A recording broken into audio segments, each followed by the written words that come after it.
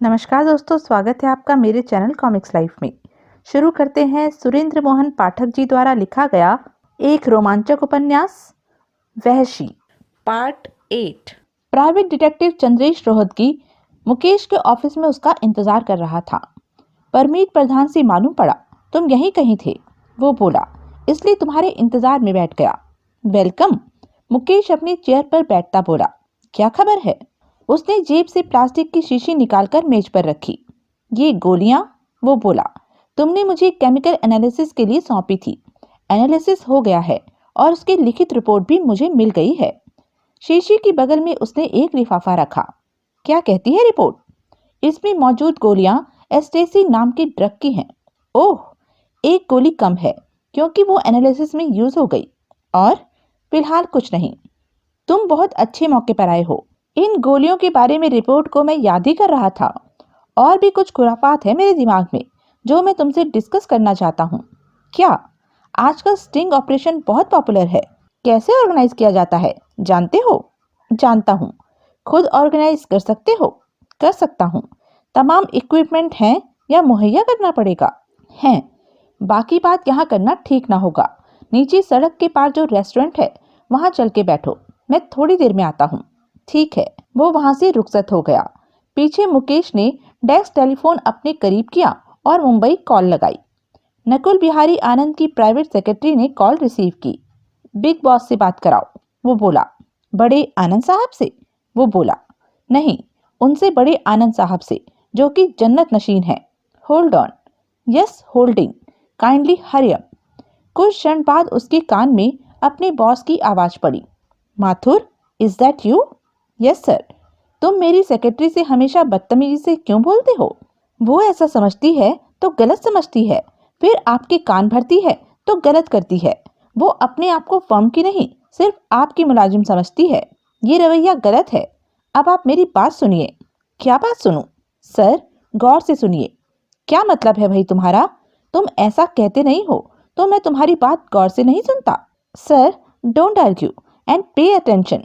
We are on trunk line and trunk line cost money. शुक्र है तुम्हें ये बात याद है। सर, इस वक्त कोई क्रॉस टॉक नहीं हो रही और होगी भी नहीं। होगी भी नहीं? जी हाँ, और कॉल किसी अल्टरनेट रूट से भी आप तक नहीं पहुंच रही। Mathur, come to the point. I am already there. जिस असाइनमेंट पर आपने मुझे भेजा है मैं उससे निजात चाहता हूँ। क्यों? क्योंकि मैं आपके भतीजे को डिफेंड नहीं कर सकता। क्यों नहीं कर सकते? क्योंकि तुम नालायक हो, अनएफिशिएंट हो।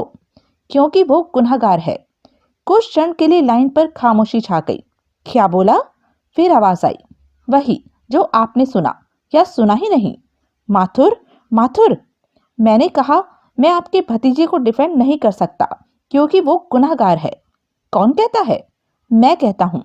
तुम कौन होते हो ऐसा कहने वाले? ये फैसला करना मजिस्ट्रेट का काम होता है। मजिस्ट्रेट ये फैसला नहीं कर सकता। क्यों नहीं कर सकता? क्योंकि वो तमाम तथ्यों से वाकिफ नहीं है। और तुम हो? जी हाँ। इस केस की कुछ ऐसी बातें हैं जो कभी खुलकर सामने नहीं आने वाली, लेकिन जिनकी मुझे खबर है। और वो बातें कहती हैं कि आपका भतीजा गुनहगार है। तुम्हारा मतलब है इशारा करती हैं? कहती हैं, बुलंद आवाज में कहती हैं। लेकिन फिलहाल वो आवाज सिर्फ मुझे सुनाई दे रही है। मत सुनो। मैंने तुम्हें कोई ऐसी बात सुनने के लिए दिल्ली नहीं भेजा है जो तुम्हारे क्लाइंट के खिलाफ जाती हो, और तुम केस को बीच में नहीं छोड़ सकते। मेरी मजबूरी है। सर, आप जानते हैं वकील और क्लाइंट के बीच रिश्ता डॉक्टर और मरीज के बीच के रिश्ते की तरह होता है। मरीज जब तक अपनी अलामत से ताल्लुक रखती हर बात सही सही नहीं बोलता, डॉक्टर उसकी अलामत को डायग्नोज नहीं कर सकता। किसी के कान में दर्द हो तो उसका घुटना देखकर उसका सही इलाज नहीं किया जा सकता। आपके भतीजे की एटीट्यूड ऐसी मरीज जैसी है जो कान के दर्द का इलाज घुटना दिखाकर कराना चाहता है। वो झूठ बोलता है और सहयोगी से बुलवाता है। श्याम बिहारी को बोलो, वो उसे समझा देंगे कि वो सच बोले। वो सच नहीं बोलेगा। उसकी सच बोलने की मंशा होती तो अब तक बोल चुका होता। उसका सच बोलना ये कबूल करना होगा कि वो मुजरिम है। Mathur, all things said and done. तुम केस को मझधार में नहीं छोड़ सकते। मैं एक खूनी को डिफेंड नहीं कर सकता। अपने क्लाइंट को डिफेंड करना वकील का धर्म होता है। मौजूदा हालात में मैं ये धर्म नहीं निभा सकता। मेरा क्लाइंट मुझे शुरू में बोलता कि वो गुनहगार है तो जुदा बात होती। ट्रायल के बीच में ये बात पता लगता, वो भी उसके बिना बताए, उसके अब भी बिना कबूल किए, जुदा बात है। ऐसे फरेबी शख्स को सजा से बचाना अधर्म है। तुम नहीं बचाओगे, कोई और बचाएगा। खुशी से बचाए, बल्कि मैं खुद वहां आता हूँ। इससे अच्छी बात तो कोई हो ही नहीं सकती। आखिरकार मैं यही दरख्वास्त करने वाला था। शुक्र है आपने पहले ही ये फैसला कर लिया। आप आज ही रात यहाँ पहुंचिए और मुझे मेरी जिम्मेदारी से निजात दिलाइए।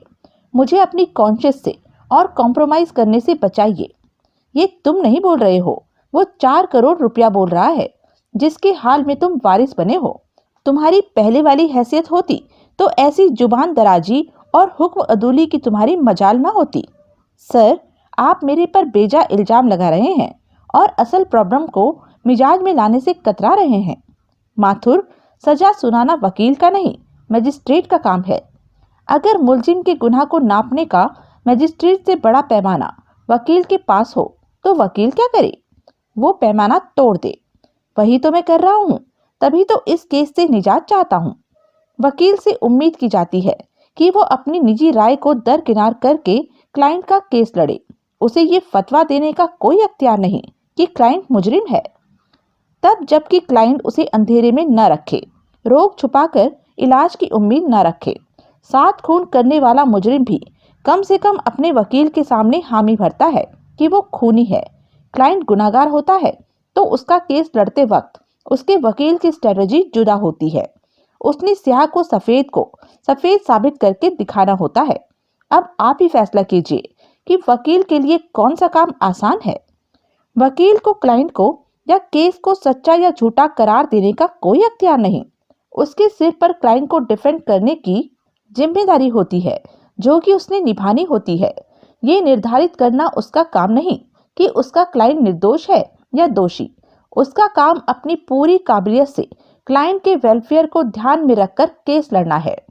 सर, ये किताबी बातें हैं और तभी प्रभावित करती हैं जबकि कोर्स में पढ़ाई जाती हैं। असलियत में वकील कितना भी काबिल क्यों ना हो, अंधेरे में रहकर वो क्लाइंट का केस काबिलियत से नहीं लड़ सकता। तुम ये कहना चाहते हो कि कभी किसी वकील ने कोई झूठा मुकदमा नहीं लड़ा?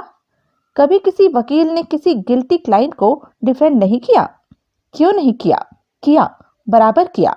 दोनों पक्ष तो कभी सच्चे नहीं हो सकते। एक ने सच्चा होना है, एक ने झूठा होना है। वकील दोनों को रिप्रेजेंट करते हैं। इसका मतलब है कि आधे वकील गिल्टी क्लाइंट को डिफेंड करते हैं। तो फिर लेकिन ये जानते बूझते डिफेंड करते हैं कि क्लाइंट गिल्टी है। आप ऐसे क्लाइंट की कल्पना कर सकते हैं जो अपने वकील को भी हकीकत से ना वाकिफ रखता हो? नहीं, लेकिन मैं ऐसे वकील की भी कल्पना नहीं कर सकता जो अपने ही क्लाइंट को गुनाहगार साबित करने पर आमादा हो। मेरी ऐसी कोई मंशा नहीं होती तो मेरे पास उपलब्ध तमाम डैमेजिंग जानकारी सरकारी वकील की झोली में होती। मैं फिर कहता हूँ कि मेरी एक दरख्वास्त है कि मुझे ऐसे क्लाइंट को डिफेंड करने से बचाया जाए जो कानून से नहीं, अपने वकील से भी लुका छिपी का खेल खेल रहा है, जो अपने वकील से कुछ न छुपाने की अहमियत को तस्लीम नहीं करना चाहता। अगर क्लाइंट वकील की उम्मीदों पर खरा नहीं उतरता तो क्या वकील को भी क्लाइंट की उम्मीदों पर खरा नहीं उतरना चाहिए? खरा उतरना चाहिए, बिल्कुल उतरना चाहिए। भले ही वो झूठ बोले, भले ही कटघरे में खड़े होकर उसके गवाह झूठ बोले। गवाह झूठ बोल रहे हैं? हाँ, वो जिन्हें बतौर विटनेस फॉर डिफेंस तुमने पेश किया। हाँ, यकीन नहीं आता?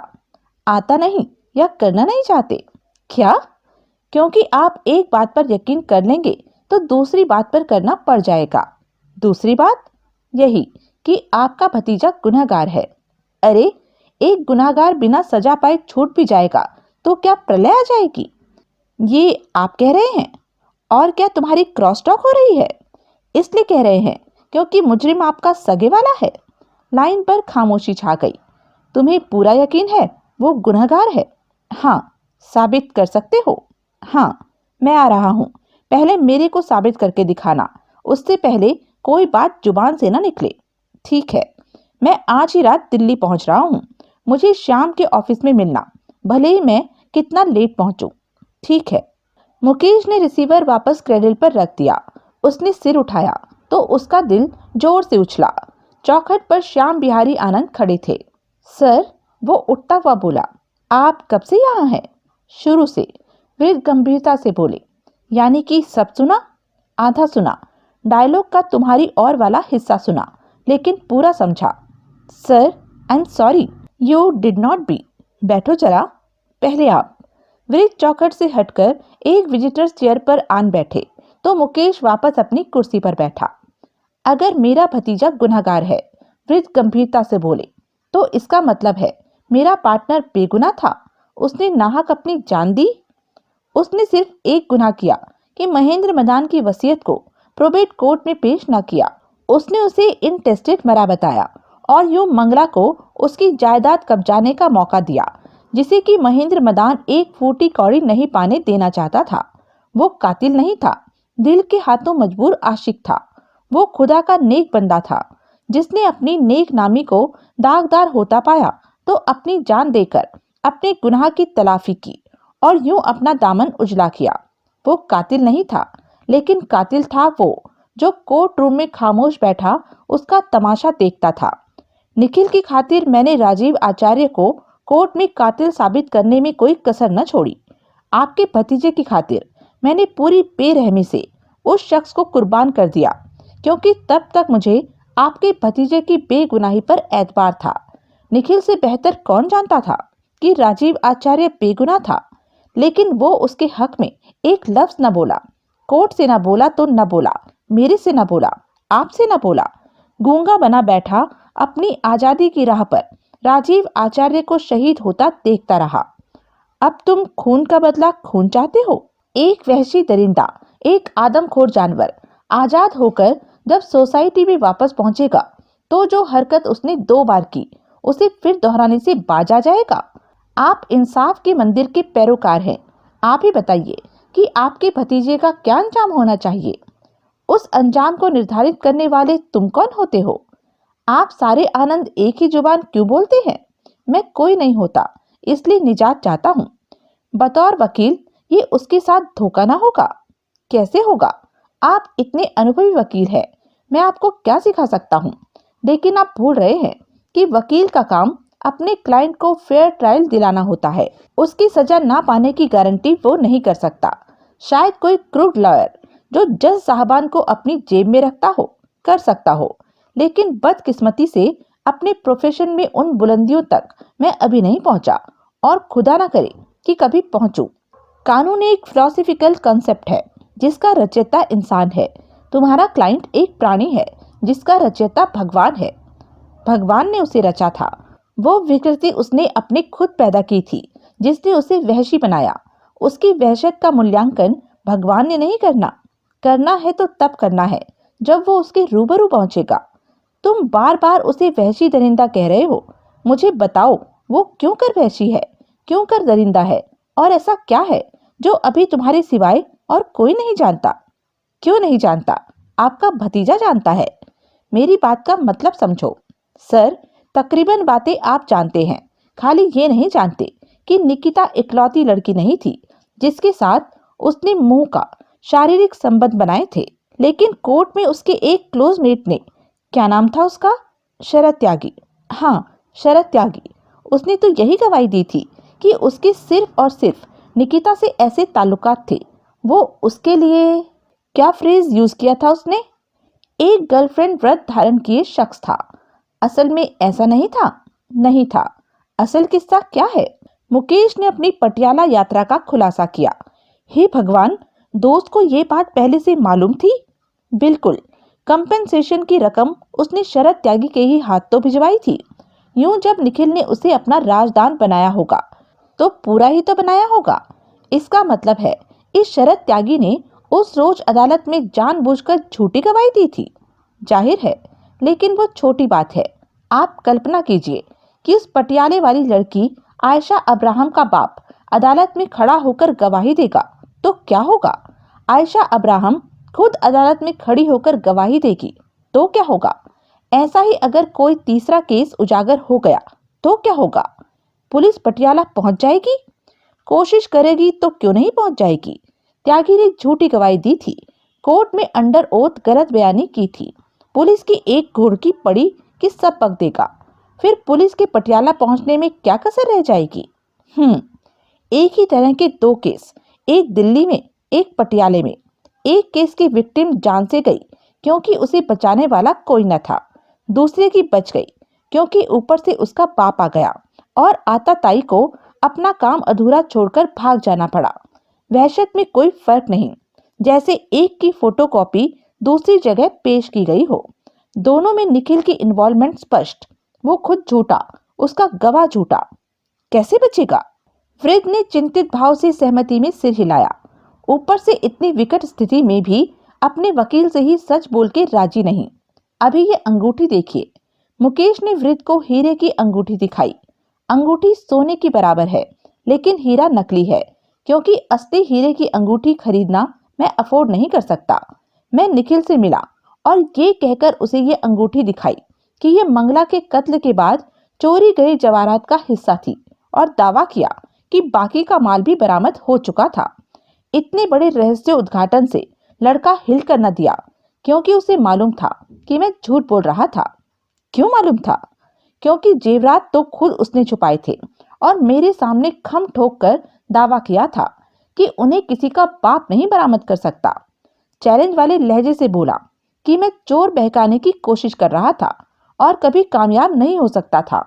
उस पर मेरी ऐसी कोई पुड़िया नहीं चलने वाली थी। इतनी गारंटी थी उसको जेवरात के बरामद न हो पाने की। तुम्हें उसको यूं ट्रैप नहीं करना चाहिए था। जी, अपने ही क्लाइंट को यूं जाल में फंसाना। कैसे क्लाइंट को? ऐसे क्लाइंट को जो किसी और तरीके से सच उगलने को राजी नहीं। फिर भी मुझे लगता है तुम पूर्वाग्रह से ग्रस्त हो और इसी वजह से उसके खिलाफ हो गए हो। तुम निखिल को नहीं जानते हो, लेकिन मैंने उसे बचपन से आज की उम्र तक पहुंचते देखा है। वो हमेशा मेरे दिल के करीब रहा है और मैं हमेशा उसके हर इन एंड आउट से वो वाकिफ रहा हूँ। वो खानदानी लड़का है, खालिस खून है। वो ऐसी वहशी हरकतें नहीं कर सकता। लेकिन हालात तो तजुर्मानी कर रहे हैं, गलत कर रहे हैं। जैसी नीयत से किसी बात को जज किया जाए, वैसा ही नतीजा सामने आता है। तुमने ये बात गांठ बांध ली जान पड़ती है कि वो गुनहगार है, इसलिए हर बात को जैसे तैसे तुम उसके खिलाफ खड़ी कर देते हो। तुम उसको किसी तरह का कोई संदेह लाभ देना ही नहीं चाहते। इस बात को खातिर में लाना ही नहीं चाहते कि शायद लड़का सच बोल रहा हो, वरना क्योंकि वो पटियाले वाले बाप बेटी ब्लैकमेलर नहीं हो सकते। अबॉर्शन 25,000 में होता है, छोटे शहर में 3-3.5 हजार रुपए में होता है। बाप का 25,000 रुपए हासिल करना ही क्या इस बात का सबूत नहीं कि वो डैमेज को दुरुस्त करने की फीस नहीं वसूली है, एक्सटॉर्शन है। और लड़का ठीक कहता है, ब्लैकमेल है, जो कि अभी आगे भी चल सकती है। बेटी की असमत का सौदा करने वाला कोई बाप अच्छा बाप कहलाने का हकदार नहीं। ऐसा शख्स जब गवाह के कटघरे में खड़ा होगा तो जाहिर है निखिल के खिलाफ बोलेगा। वो कहानी सुनकर तुम्हें बाप बेटी का मुंह बंद करने की कोई जुगत करनी चाहिए थी, या वापस आकर लड़के के गले पड़ जाना चाहिए था। फिर ये अंगूठी वाला स्टंट करने की क्या जरूरत थी? अपने ही क्लाइंट को झूठा करार देने में क्या बहादुरी थी? जिस डिफेंस लॉयर को अपने क्लाइंट पर एतबार ही नहीं, वो उसका क्या डिफेंस करेगा? मुकेश भौचक्का सा वृद्ध का मुंह देखने लगा। डिफेंस लॉयर का काम केस को जीत के दिखाना और अपने क्लाइंट को बरी कराना होता है। उसके डिफेंस में खुद ही फच्चे फंसाने लग जाना नहीं होता। मौजूदा हालात में तुमने ठीक ही फैसला किया है कि तुम्हें इस केस से मुक्त कर दिया जाना चाहिए। थैंक यू, आपने इतना कुछ कहा। एक बात मुझे भी कहने दीजिए। क्या? अभी आपका विवेक नहीं बोल रहा था, आपकी सेंस ऑफ बेटर जजमेंट नहीं बोल रही थी। अपने भतीजे के मुंह में लबरेज आपका दिल बोल रहा था। ये अंदेशा बोल रहा था कि कहीं आपके ऊंचे खानदान के रोशन चिराग को सजा होने जैसी अनहोनी न हो जाए। इसी वजह से आपकी प्रैक्टिस मटियामेट न हो जाए कि जो वकील अपने भतीजे को सजा से न बचा सका, वो किसी दूसरे क्लाइंट के क्या पल्ले डालेगा। That will be enough. वृद्ध अप्रसन्न भाव से बोले और उठकर खड़े हो गए। मुझे आपके बड़े भाई का हुक्म है कि उनके दिल्ली आमद तक मैं यहाँ ऑफिस में रुकूं, भले ही वो कितना लेट पहुंचे। No problem. बल्कि शाम आए तो मुझे भी फौरन खबर करना। ठीक है। रात के 1 बजे दोनों बड़े आनंद श्याम बिहारी आनंद के ऑफिस में मौजूद थे। उन्होंने पहले आपस में मंत्रणा की थी और फिर मुकेश को तलब किया था। अब बोलो, नकुल बिहारी आनंद गंभीरता से बोले। सर, मुकेश अदब से बोला, पहले तो मैं आपको ये बताना चाहता हूँ कि आपके ब्रदर मेरे से सहमत है कि मुझे इस केस से मुक्त कर दिया जाना चाहिए। पता नहीं कैसे आदमी हो तुम, जहाँ जाते हो पंगा कर देते हो, पेच डाल देते हो, कोई बात स्ट्रेट नहीं रहने देते। मैंने तुम्हें मामूली क्लरिकल काम के लिए फिगारो आइलैंड भेजा तो वहाँ हमारी क्लाइंट मिसेस नाटकड़ी का खून हो गया। फिर गणपति पुले क्लाइंट बालाजी देवसरे को प्रोटेक्ट करके रखने की पिकनिक जैसी ड्यूटी लगाकर भेजा तो फिर क्लाइंट का खून हो गया। अब यहाँ खून मैंने नहीं किया, वो मेरे पहुंचने से पहले हो चुका था और मकतूला मंगला मदान हमारी क्लाइंट भी नहीं थी। पेच तो डाल दिया, पंगा तो खड़ा कर दिया, अपने ही क्लाइंट को गुनाहगार साबित करने पर तो आमादा हो गए। अब मैं क्या बोलूं सर, जब आप बिना कोई बात ठीक से समझे सुने मेरी मुखालफत का मन बनाए बैठे हैं तो मेरी पेश कहीं चल सकती है। आप कहते हैं कि मैंने केस को काबिलियत से हैंडल नहीं किया। ये कहते हैं मैं इनके भतीजे के लिए मन में पूर्वाग्रह पाले हूँ।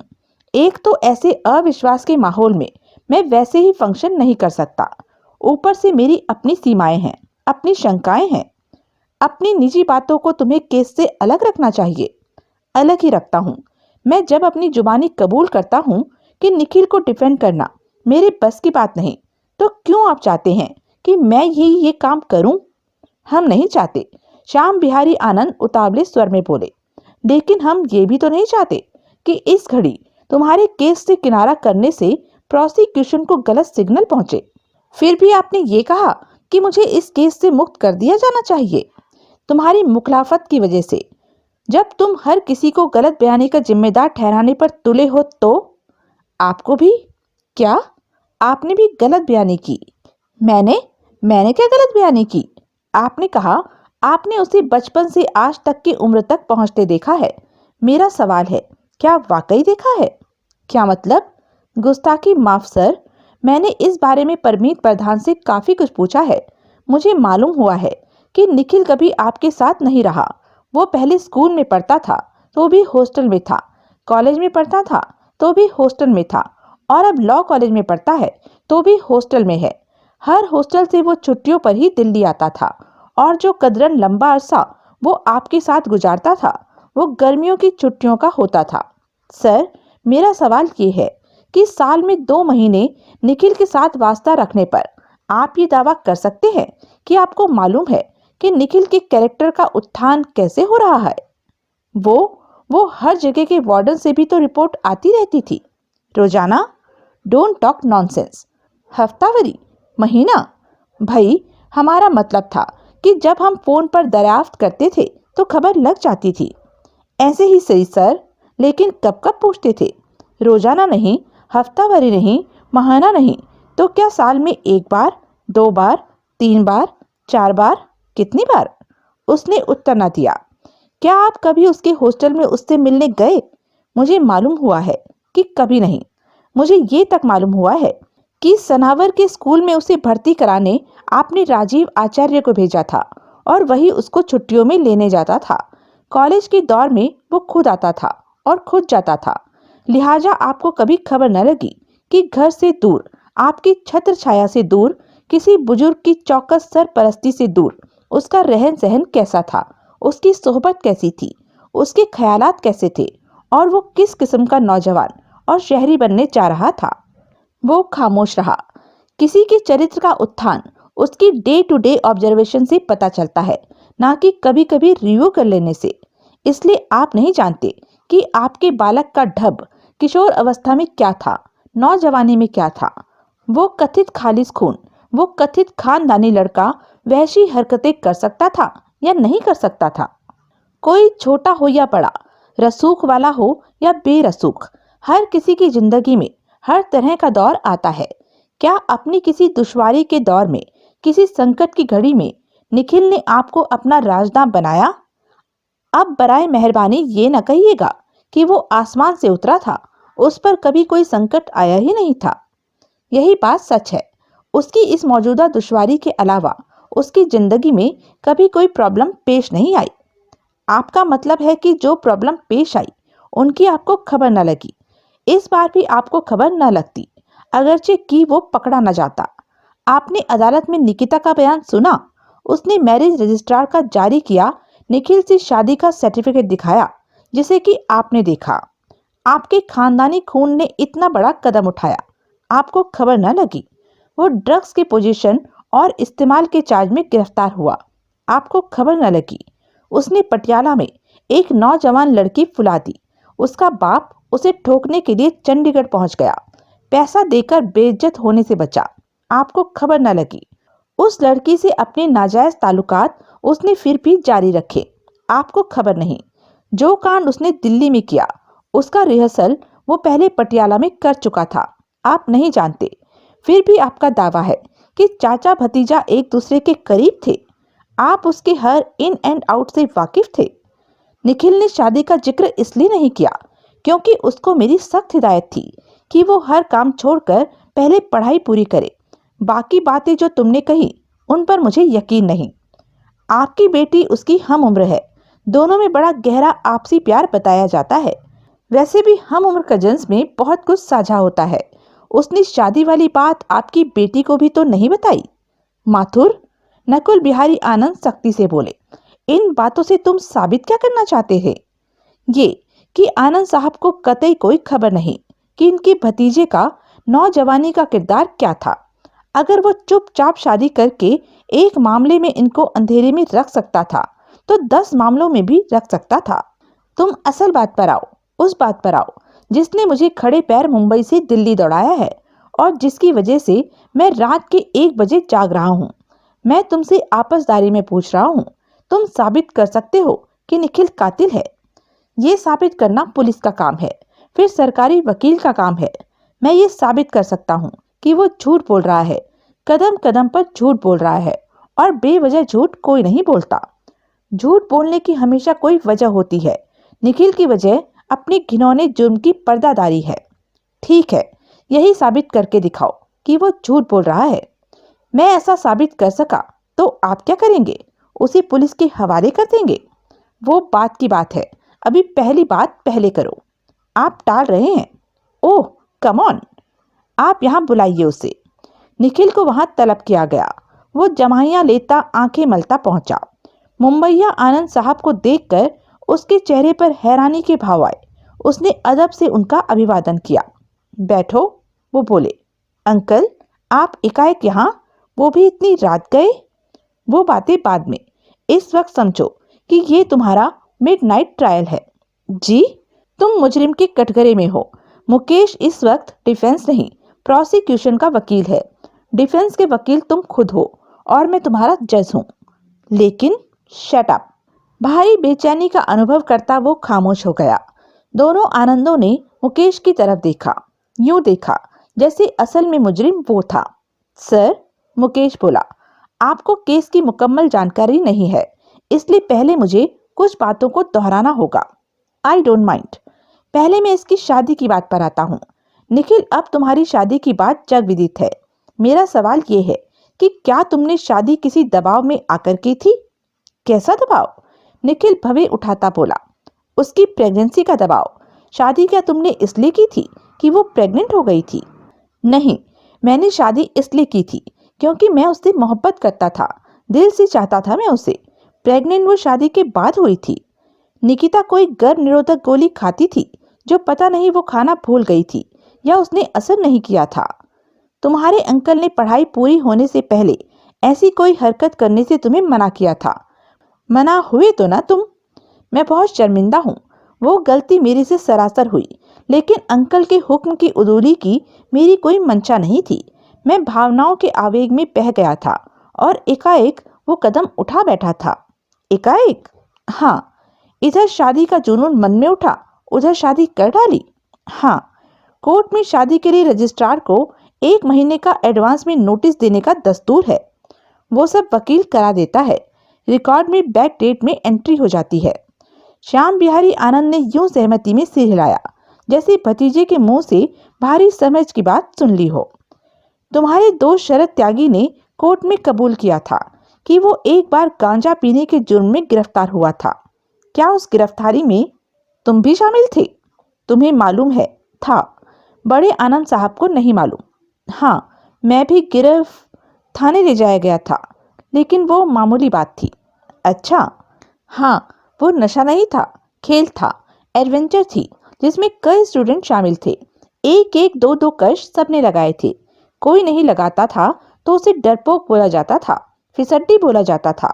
यूं समझो कि नाक ऊंची रखने के लिए बिरादरी में शामिल होना पड़ता था। फिर पता नहीं कैसे पुलिस को खबर लग गई थी। मेरे ख्याल से किसी स्टूडेंट ने ही खुंदक में पुलिस को खबर कर दी थी। वो हम सबको पकड़कर थाने में ले गए थे। वहां थानेदार ने हमें वार्निंग देकर छोड़ दिया था। बस इतनी सी बात थी। इतनी सी बात इसलिए थी क्योंकि थानेदार दयावान निकला। उसे तुम लोगों की कम उम्री पर तरस आ गया, वरना तुम सब लोग हवालात में होते, केस भी दर्ज होता और सजा भी होती। That's matter of opinion. तुम्हारी ओपिनियन क्या है? गांजा मारी जुआना ड्रग नहीं, उसका सेवन जुर्म नहीं। तुम बात का बतंगड़ बना रहे हो। याद करो कि उस बाबत त्यागी ने कोर्ट में क्या कहा था। मैं याद करता हूँ त्यागी ने क्या कहा था।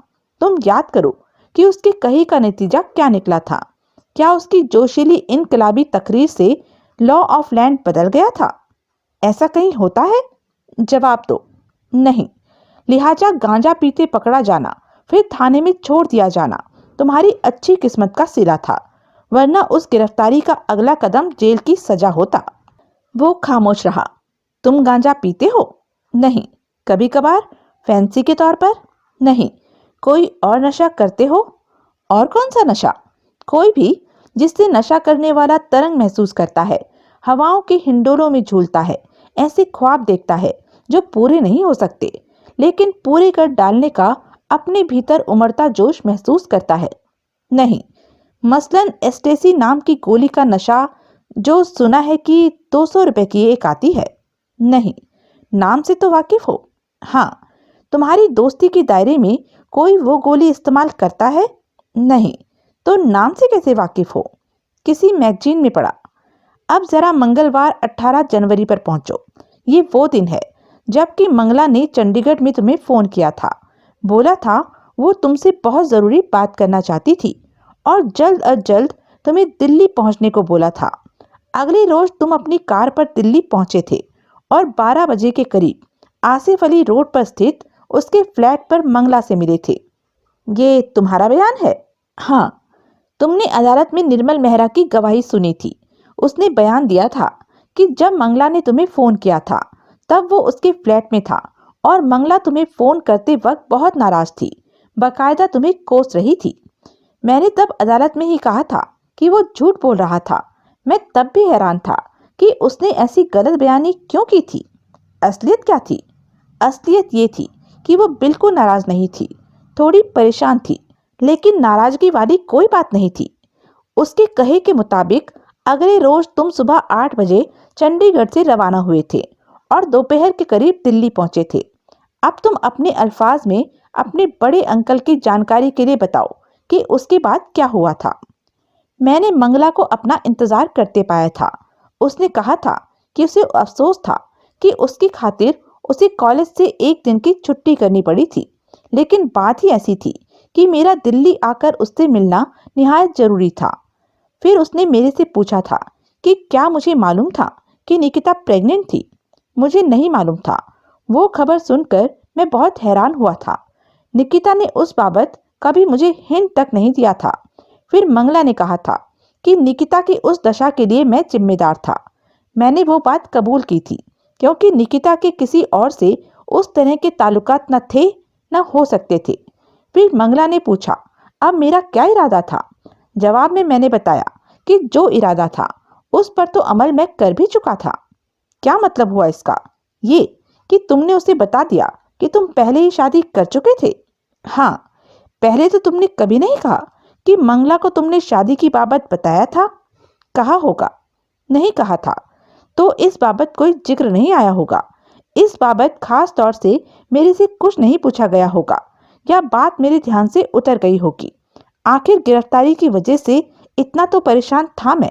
बहरहाल मंगला को तुमने बताया था कि तुम और निकिता शादीशुदा थे, इसलिए तुमने कोई पाप नहीं किया था। हाँ, इस बात की मंगला की क्या प्रतिक्रिया हुई? उसने चैन की सांस ली, जज्बाती हो गई, इतना कि आंखें नम कर बैठी। फिर वो मेरे से बगलगीर होकर मिली और खुशी से चहकती सी बोली, मैं नानी बनने वाली हूँ।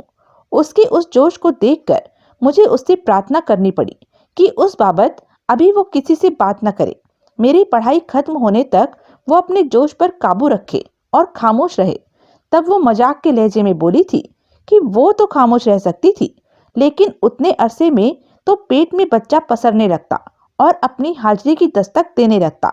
बात तो उसकी ठीक थी, निकिता पेट तो नहीं छुपा सकती थी और थोड़े अरसे बाद वो नुमायां होने लग जाता। तब मैंने उससे कहा कि वो फिर भी फिलहाल खामोश रहे।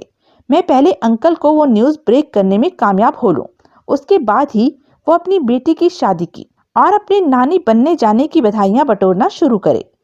इस सिलसिले में तुम दोनों में कोई तकरार न हुई, कोई गर्मा गर्मी न हुई? जरा भी नहीं। मंगला के पास तुम आधा घंटा ठहरे, 12:30 बजे तुम वहां से रुखसत हो गए। हाँ, उसे पीछे सही सलामत छोड़कर। ये भी कोई पूछने की बात है? है पूछने की बात। हाँ। क्या हाँ? मैं उसे पीछे सही सलामत छोड़कर उसके फ्लैट से रुखसत हुआ था। अब ब्रोच की बात करो, या मैं करता हूँ, तुम उसकी तस्दीक करो। ब्रोच मंगला का था, वो उसे सख्त नापसंद था, इसलिए उसने उसे निकिता को दे दिया था। वो निकिता को भी पसंद नहीं था, इसलिए उसने वो तुम्हें ये कहकर आगे सौंप दिया था कि तुम उसको बेचकर पैसे खड़े कर सकते थे। इसका क्या मतलब था? क्या ये कि वो तुम्हारी पैसे की तंगी की बाबत जानती थी? हाँ, पैसे की तंगी तो मुझे लगता है कि तुम्हें हमेशा ही रहती थी। हमेशा तो नहीं, लेकिन रहती थी, खास तौर से तब जबकि कोई अबॉर्शन का बिल भरना हो, 200 रुपए में एक की कीमत की स्टेसी की गोली खरीदनी हो।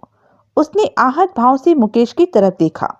खैर, मंगला से कामयाब मुलाकात के बाद तुम वापस चंडीगढ़ पहुंचे। वहां तुमने दोस्तों के साथ और इलाके के लड़कों के साथ फुटबॉल का माहौल बनाया, जिसमें तुम्हारी नाक फूटी, तुम्हारा पुलोवर फटा, जिसे कि तुमने आग की लपटों के हवाले करके नष्ट कर दिया। हाँ, अभी तक तुमने जो कहा सच कहा, बिल्कुल सच कहा, और सच के सिवाय कुछ न कहा। हाँ, खास तौर से बुधवार 19 जनवरी के वाकयात के बारे में। हाँ, धर्म कर्म को मानते हो? मानता हूँ। कभी मंदिर जाते हो? जाता हूँ। आखिरी बार कब गए थे? आखिरी बार काफी टाइम हो गया। कितना? 1 महीना, 2 महीने, 6 महीने, शायद 1 साल हो सकता है। लिहाजा तुम्हारी धर्म कर्म की मानना एकेडमिक है। किसी के उस बाबत सवाल करने पर ही धर्म कर्म याद आता है, और फिर इसलिए हामी भरनी पड़ती है क्योंकि हिंदू हो और तुमसे ऐसी बातों की अपेक्षा की जाती है। नो? वो खामोश रहा। सच बोलने के बारे में क्या कहते हो? मैं अदालत में गीता पर हाथ रखकर सच बोलने की बात नहीं कर रहा, जनरल एटीट्यूड की बात कर रहा हूँ। मेरा सवाल ये है कि सिद्धांत के तौर पर तुम्हारी सच बोलने पर आस्था है? है। जैसे ऑनेस्टी को बेस्ट पॉलिसी कहा गया है, वैसे ट्रूथफुलनेस को भी, सच बोलने को भी बेस्ट पॉलिसी मानते हो? मानता हूँ। हमेशा? अमूमन। अमूमन? Most of the time. यानी कि कभी कभी झूठ बोलने में तुम्हें कोई गुरेज नहीं? देखो, तुम मुझे घेरने की कोशिश मत करो। कलयुग में कोई माई का लाल पैदा नहीं हुआ जिसने कभी झूठ ना बोला हो। मैंने कभी इत्तेफाक झूठ बोला हो तो बोला हो, मैं इरादतन झूठ कभी नहीं बोलता। तुमने मंगला से कहा था कि पहले अंकल को अपनी शादी की न्यूज़ ब्रेक करना चाहते थे। हाँ। की तो नहीं? मौका नहीं लगा। अपनी बहन मीता को बोला? नहीं। आसिफ अली रोड और कनॉट प्लेस में मुश्किल से 3 किलोमीटर का फासला है। क्या प्रॉब्लम थी?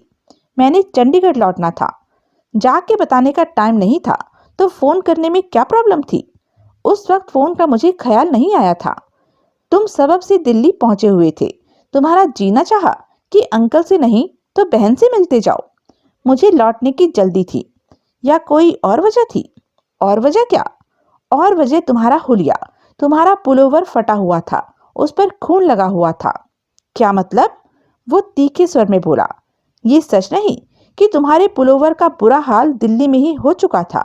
उस पर मंगला मदान का खून लगा हुआ था? नहीं, बिल्कुल सच नहीं है। तुमने कहा तुम्हें लौटने की जल्दी थी। हाँ, क्यों जल्दी थी? ताकि तुम चंडीगढ़ पहुंचकर फुटबॉल खेलने का अहम तरीन काम कर पाते। अपने मेहरबान करीबी सरपरस्त रिश्तेदारों से मुलाकात का टाइम निकालने से फुटबॉल खेलना ज्यादा अहम काम था। लॉन्ग ड्राइव से मेरा जिस्म अकड़ा हुआ था। मुझे रिलैक्सेशन की जरूरत थी, जो कि मुझे एक्सरसाइज से हासिल होती है। फुटबॉल का गेम एक्सरसाइज का एक जरिया था। मैं अपनी पहली बात पर वापस लौटता हूँ। क्या ये सच नहीं कि तुमने रूबरू मिलकर या फोन करके अंकल को या कजन को अपनी शादी की खबर करना इसलिए जरूरी नहीं समझा क्योंकि ऐसे करने का जो तुम पर दबाव था वो हट गया था? दबाव किसका? मंगला का, जो खुशी खुशी सबको बताना चाहती थी कि वो नानी बनने वाली थी। वो दबाव बनाने वाली क्योंकि तुम्हें मालूम था कि मर चुकी थी, इसलिए तुमने शादी का जिक्र जरूरी न समझा। ये झूठ है। मैं पहले ही कह चुका हूँ कि मैं अपने पीछे मंगला को सही सलामत छोड़कर गया था। तुम कहते हो तुम 4 घंटे में चंडीगढ़ से दिल्ली पहुंच गए। 8 बजे वहां से चले तो 12 बजे आसिफ अली रोड पर थे। हाँ, 250 किलोमीटर का सफर 4 घंटे में किया जा सकता है। हाथ कंगन को आरसी क्या? करके देख लो। हाईवे पर तो ठीक है, क्योंकि दिल्ली और चंडीगढ़ के बीच के तकरीबन रास्ते में रोड डबल है, लेकिन दिल्ली में दाखिल होने के बाद तो लोकल ट्रैफिक से जूझना पड़ता है। मुझे नहीं जूझना पड़ा था। कहीं जाम नहीं मिला था? नहीं, न आती बार न जाती बार। हाँ, दिल्ली और चंडीगढ़ के बीच का सफर हमेशा कार से करते हो? हाँ। हमेशा 4 घंटे में सफर पूरा करते हो? हमेशा नहीं, कभी ज्यादा टाइम भी लग जाता है। लेकिन पिछली बार ज्यादा न लगा, न आती बार न जाती बार। हाँ, बोला तो। फिर आसिफ अली रोड पर पार्किंग भी मंगला के फ्लैट वाली इमारत के एन करीब ही मिल गई, क्योंकि वो नो पार्किंग जोन था। तब मालूम था। मुकेश को लगा कि वो इनकार में गर्दन हिलाने लगा था, लेकिन उसने ऐसा ना किया। मालूम तो था, वो बोला, लेकिन मेरा ख्याल था मैं बहुत जल्दी लौट आने वाला था। उल्टे पांव भी लौट आने वाले थे तो क्या हुआ?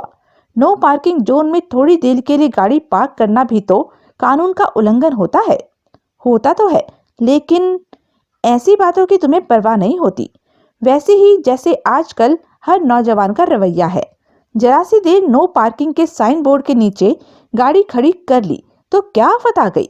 जरा सी लाल बत्ती जंप कर ली तो कौन सा पहाड़ टूट पड़ा? जरा सी किसी को गलत साइड से ओवरटेक करते साइड मार दी तो कौन सा कहर ढह गया? जरा सा गांजे का कश लगा लिया, जरा सी चरस पी ली, जरा सी एस्टेसी की गोली गटक ली तो कौन सी कयामत बरपा गई? शेर बच्चे छोटी मोटी वायलेंसेस की कहीं परवाह करते हैं? ठीक, उसने उत्तर न दिया। चंडीगढ़ से तुम अपने फ्लैटमेट हरीश हांडा के सामने रवाना हुए थे। वो कहता है तुम खाली 1 कप चाय पीकर गए थे। ठीक कहता है। ऐसा क्यों? ब्रेकफास्ट क्यों न किया? उठने में देर हो गई थी, ब्रेकफास्ट का वक्त नहीं था। चाय हम वहीं फ्लैट में बनाते थे, लेकिन ब्रेकफास्ट के लिए मार्केट में जाना पड़ता था। रास्ते में कुछ खाया होगा? नहीं, मैं नॉन स्टॉप दिल्ली पहुंचा था। रास्ते में कहीं रुका होता तो 4 घंटे में अपनी मंजिल तय न कर पाया होता। मंगला ने अपने फ्लैट पर कोई नाश्ता पानी ऑफर किया होगा, या शायद लंच की ही पेशकश की होगी। नहीं नहीं, मेरे ख्याल से उसको ऐसा करना सूझा ही नहीं था। उसके जहन पर निकिता की प्रेगनेंसी इस कदर हावी थी कि ऐसी कर्टसीज की तरफ उसका ध्यान ही नहीं गया था। बाद में जब उस बाबत उसको तसल्ली हो गई थी, उसका मन हल्का हो गया था, तब तो ध्यान गया होगा। बाद में मुझे जल्दी थी। उसने ऐसी कोई पेशकश की होती तो मुझे कबूल न होती, लेकिन मैं भूख तो लगी होगी। जैसे बिना खाए पिए चंडीगढ़ से चले थे वैसे ही वापस पहुंच जाते तो ये तो एक तरह से तकरीबन सारा दिन उपवास में गुजारने जैसा होता। मैंने ट्रैफिक पुलिस के हवलदार बलवान सिंह की गवाही के दौरान बोला तो था कि मैं थोड़ी देर के लिए होटल प्रेसिडेंट के रेस्टोरेंट तंदूर में गया था, जहां से मैंने एक सैंडविच हासिल की थी। बोला था। असलियत बोलो। असलियत? उस हवलदार की गवाही को मैंने उसकी घड़ी को लेकर गड़बड़ाने की कोशिश की थी। ये स्थापित करने की कोशिश की थी कि तुम्हारी कार का नंबर नोट करते वक्त या तो उसने अपनी घड़ी की वजह से टाइम गलत नोट किया था या कार का नंबर गलत नोट किया था। हकीकत मुझे हवलदार की गवाही पर एतबार है। इसलिए अब तुम जवाब दो कि जब तुम 12:30 बजे मंगला के फ्लैट से रवाना हो गए थे तो 1:15 बजे तक अभी वहीं आसिफ अली रोड पर ही क्यों थे? करीबी रेस्टोरेंट से एक सैंडविच हासिल करने में पौना घंटा तो नहीं लगता, या लगता है? उसने जवाब न दिया। इस केस में टाइम फैक्टर की बहुत अहमियत है, जिसमें कहीं ना कहीं कोई गड़बड़ है। या तो तुम 12 बजे के कहीं बाद मंगला के फ्लैट पर पहुंचे थे और 1 बजे के करीब तक वहां ठहरे थे, क्योंकि बसंत मीरानी ने नीचे से आती उठापटक की आवाजें 1 बजे के करीब सुनी थी। या फिर 1 बजे वहां से रुखसत हो जाने के बाद तुम वापस लौटे थे। कौन सी बात सही है? कोई नहीं, दोनों गलत है। मैं ठीक 12 बजे वहां पहुंचा था और 12:30 तक वहां से चला गया था।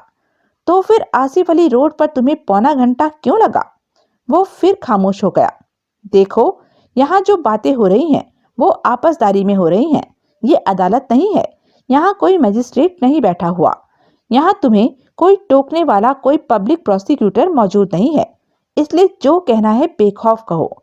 जो बात किसी वजह से तुम्हें कोर्ट में कहने लायक नहीं लगी थी, वजह की परवाह किए बिना तुम उसे भी कहो। अब बोलो। मुझे जोर की भूख लगी थी, वो दबे स्वर में बोला। स्वाभाविक है, उस रेस्टोरेंट में गया मैं सैंडविच लेने ही था, लेकिन वहां पहुंचकर मेरा लंच करने का दिल कराया था। गुड। फिर? मैं वहां एक खाली टेबल पर बैठ गया था, लेकिन वहां सर्विस स्लो थी। दोपहर की उस घड़ी लंच आवर की भीड़ होगी। वो भी थी, ज्यादा नहीं थी, लेकिन थी। तभी तो तुम्हें बैठने को खाली टेबल मिल गई। हाँ, आगे बोलो। जिस वक्त की सफाई तुम मुझसे मांग रहे हो, वो मुझे रेस्टोरेंट में लंच करने में लगा था। लिहाजा अब तुम भी तस्दीक करते हो कि बलवान सिंह हवलदार ट्रैफिक पुलिस का बयान सच्चा था, उसका चालान दुरुस्त था। 1 बजे तक तुम वहीं थे। हाँ, 12:30 बजे से लेकर 1:15 तक पौना घंटा तुमने करीबी रेस्टोरेंट में लंच करते गुजारा था।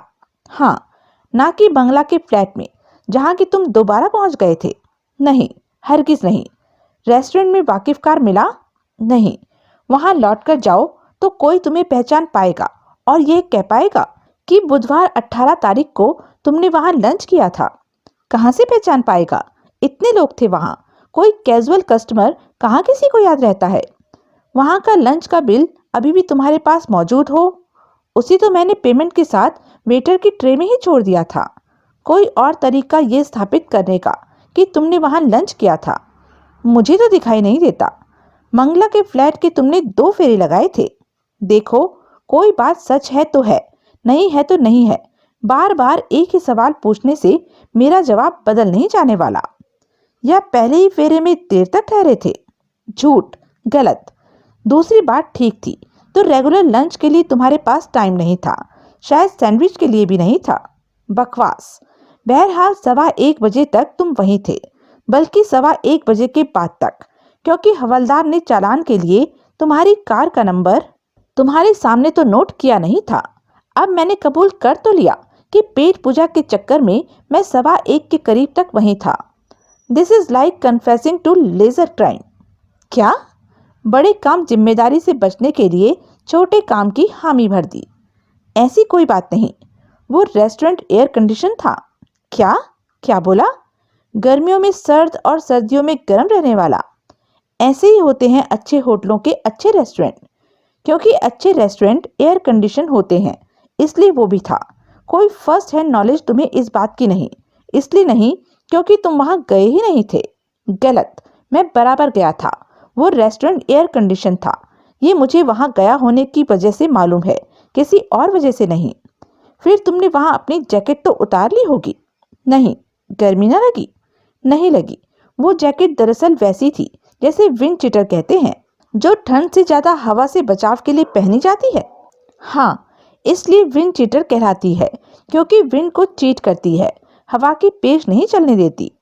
इसलिए वो जैकेट तुम एयर कंडीशन रेस्टोरेंट में जिस्म पर बर्दाश्त कर पाए, यही समझ लो। तो रेस्टोरेंट में जैकेट ना उतारने की ये वजह थी कि वो विंड चीटर था, जो कि कोई खास गर्म नहीं होता। हाँ, ये नहीं कि तुम्हारे पुलोवर पर खून के धब्बे थे, जो तुम जैकेट उतारते तो दिखाई देने लगते। नहीं, ये नहीं। तुम 4:30 बजे चंडीगढ़ पहुंच गए थे। इस बाबत तुम्हें कोई मुगालता नहीं। कैसा मुगालता? जैसे कि तुमने टाइम ठीक से ना देखा हो, असल में उस वक्त 5:30 बजे हों। ऐसी कोई बात नहीं। गगनदीप सिंह ने तुम्हारे सामने अदालत में अपनी गवाही में कहा था कि फुटबॉल का गेम 5:30 बजे शुरू हुआ था।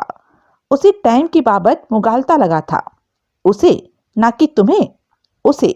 वैसा ही बयान अदालत में हरीश हांडा ने भी तो दिया था, जिसने कहा था कि मैं 4:30 बजे वापस लौटा था। वो घड़ी नहीं पहनता। टाइम की बाबत उसे तुमने सुझाया था। तुमने बोला था 4:30 बजे थे। उसने मान लिया था। मैं गलत बयानी क्यों करता? वजह तुम्हें मालूम है। बहरहाल तुम 4:30 बजे ही चंडीगढ़ पहुंचे थे। हाँ। फिर तो तुम्हारा वापसी का सफर 3.25 घंटे से भी कम वक्त में हुआ। उसमें से घंटा नहीं तो पौना घंटा तो यकीनन तुम्हें बॉर्डर पर पहुंचने में ही लग गया होगा। क्या कोई ऑल्टो कार पर दिल्ली बॉर्डर से चंडीगढ़ तक का सफर 2.5 घंटे में कर सकता है? क्या अभी भी यही जवाब दोगे कि हाथ कंगन को आरसी? क्या करके देख लो। वो खामोश रहा। उसने अपने होठों पर जुबान फेरी और पहलू बदला। जवाब दो। नकुल बिहारी आनंद सख्ती से बोले। मैंने मिनट मिनट का हिसाब नहीं रखा था, निखिल कठिन स्वर में बोला। मैं इतना जानता हूँ कि मैं 8 बजे के करीब चंडीगढ़ से चला था और 4:30 बजे के करीब वापस पहुंच गया था। 4 घंटे में ही, मुकेश बोला। दिल्ली चंडीगढ़ का सफर बहुत टाइट प्रोजेक्ट है। उससे कम में भला वो क्यों कर हुआ होगा? बीच में कहीं ऑल्टो ओढ़ने तो नहीं लगी होगी? उसका एक ही मतलब है। क्या? कि मैं 8 से थोड़ा पहले चला था और 4:30 से थोड़ा लेट पहुंचा था। चलो ऐसे ही सही।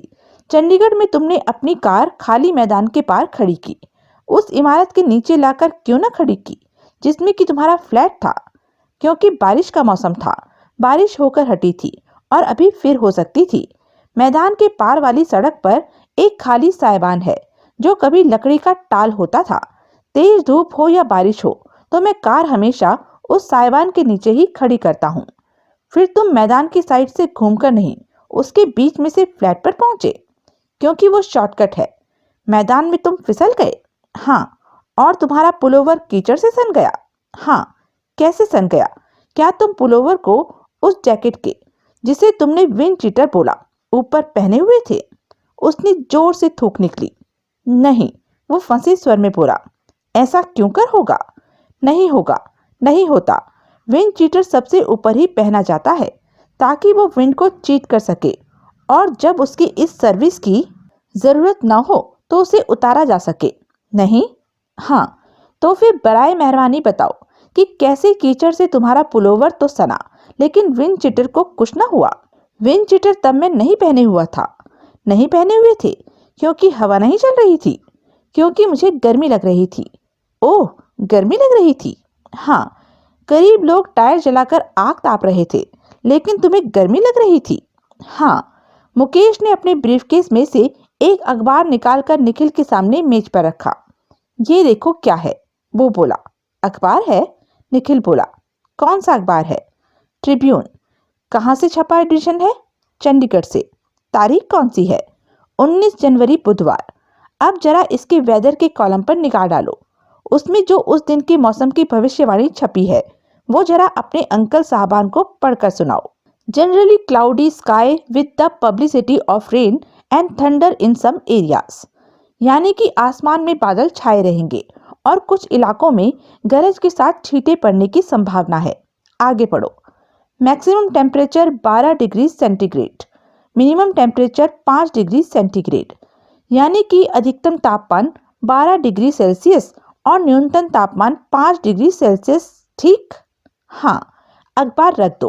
अब ये बताओ कि अखबार में जो वेदर रिपोर्ट छपी है उसका मतलब क्या ये नहीं हुआ कि उस बुधवार को चंडीगढ़ में बहुत ठंड थी और इतनी ठंड में तुम्हें ऐसी गर्मी क्यों लगी कि जैकेट उतारनी पड़ी? क्या दिल्ली से दौड़ लगाते चंडीगढ़ पहुंचे थे? निखिल से जवाब देते न बना। मुकेश ने नोट किया कि नकुल बिहारी आनंद का चेहरा एकाएक बेहद गंभीर हो उठा था। जवाब दो, वो कर्कश स्वर में बोला। मुझे ठंड नहीं लगती। निखिल बोला। ठंड हो तो गर्मी लगती है। मुकेश बोला। ठंड हो ना हो, कभी कभी मेरे साथ ऐसा होता है कि एकाएक मुझे गर्मी लगने लगती है। इसलिए तुमने विंड चीटर उतारा? हाँ। नहीं, इसलिए नहीं उतारा। इसलिए उतारा क्योंकि किसी जुगत से तुम अपने पुलोवर पर लगे खून को छुपाना चाहते थे और वो जुगत तुमने ये की कि तुम हाल में हुई बारिश से भीगे मैदान में उसके उस भाग पर से गुजरे जहां कहीं कहीं बारिश के पानी की वजह से कीचड़ बन गया हुआ था। वहां तुम जानबूझकर फिसले और कीचड़ में यूं लोट लगाई कि पुलोवर कीचड़ से सन गया और खून के धब्बे नीचे छुप गए। ये जुगत की तुमने उस पुलोवर पर लगे मंगला मदान के खून को छुपाने की। ये झूठ है, वो आवेशपूर्ण स्वर में चिल्लाया और कुर्सी से उठकर खड़ा हो गया। ये बैठ जाओ, नकुल बिहारी आनंद बोले। लेकिन सुना नहीं। निखिल कुर्सी पर बैठ गया। उसने कहर भरी निगाहों से मुकेश की ओर देखा। उसी पुलोवर के पहने तुमने फुटबॉल का वो गेम खेला, मुकेश शांति से बोला, जो खास तुम्हारी जिद पर ऑर्गेनाइज किया गया था।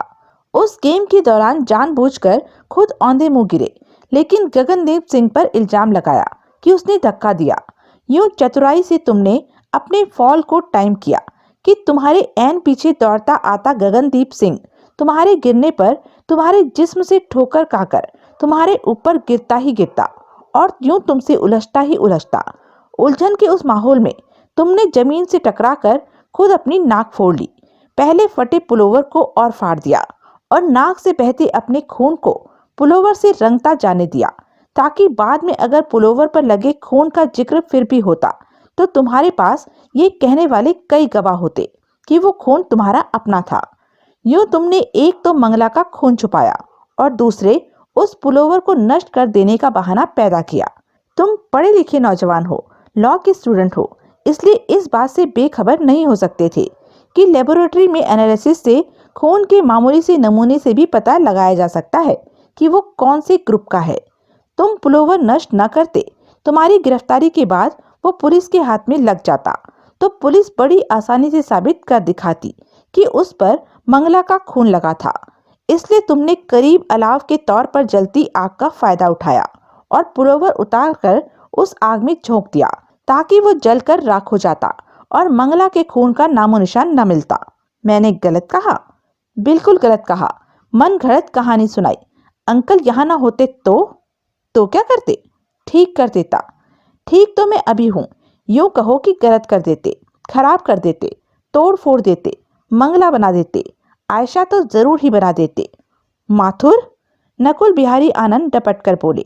सॉरी सर, और कुछ कहना चाहते हो? हाँ, पूछना चाहता हूँ, जब तुम औंधे मुंह गिरे थे तो सिर्फ नाक फूटी थी या और चोटें भी लगी थी? और चोटें भी लगी थी, निखिल बोला। कलाइयां और कोहनियां छिल गई थी, गले, छाती और कंधों पर खरोंचें आई थी। यानी कि वहीं वहीं डैमेज हुआ था जहां जहां कि मकतूला से हाथापाई में हुआ होता। बाद में पूछे जाने पर तुम बड़ी मासूमियत से कह देते कि तुम्हारा वो हाल अपनी इस्मत की हिफाजत करती किसी औरत ने नहीं किया था, फुटबॉल के खेल में हुआ था, जिसमें कि एक दूसरे खिलाड़ी ने तुम्हें प्रचंड धक्का दिया था। ये झूठ है। गेम के दौरान गिरने से पहले मेरे जिस्म पर कोई चोट नहीं थी। तुम अपने माता पिता की इकलौती औलाद थे और 5 साल के थे जबकि दोनों मर गए थे और तुम अनाथ हो गए थे। पिता की मौत के वक्त तुम इतने कम उम्र थे तो जाहिर है कि वो जवान मौत मरे थे, और जवान शख्स को अपने कैरियर में सेट होने का, अपना आर्थिक भविष्य सुधारने का मौका अमूमन अभी नहीं मिला होता।